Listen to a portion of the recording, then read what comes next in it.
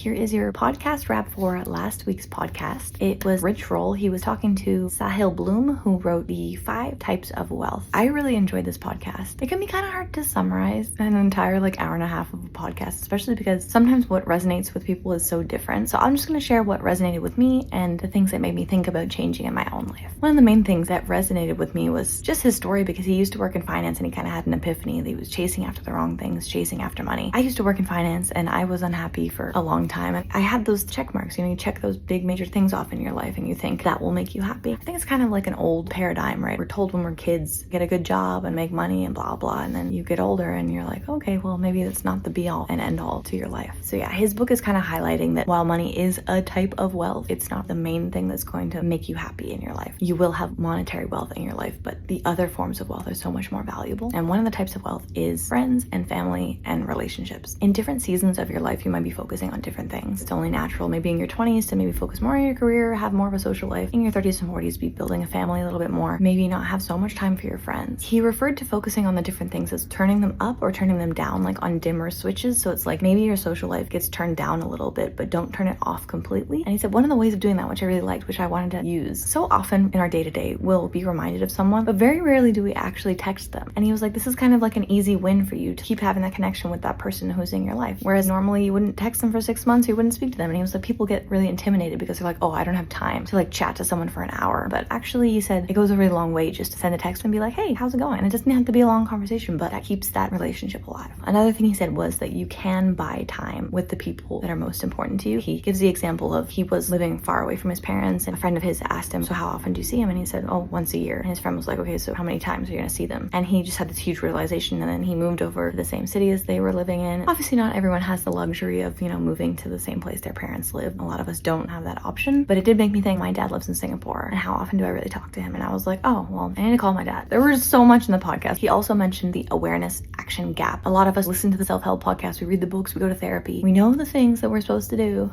but we do not do them. If you can work towards having the tiniest awareness action gap, that is something that will really help you be successful. People don't make changes because they view something as so gargantuan. I couldn't possibly, I don't know how to tackle it, it's too much. And he just says, what's one tiny thing that you can do right now? One tiny step to create momentum. I thought that was really useful. There was one more that was relevant to the club. He talks about environment and accountability being the main factors for success. It takes an incredible amount of energy to do something solo. Having someone in your corner to do these things with, having a community to show up for. There is scientific evidence that the community you surround yourself with will affect your outcomes. So I was like, that's what the club is for. Honestly, it's just a really great podcast to chuck on if you're driving or whatever. Anyway, see you in the club.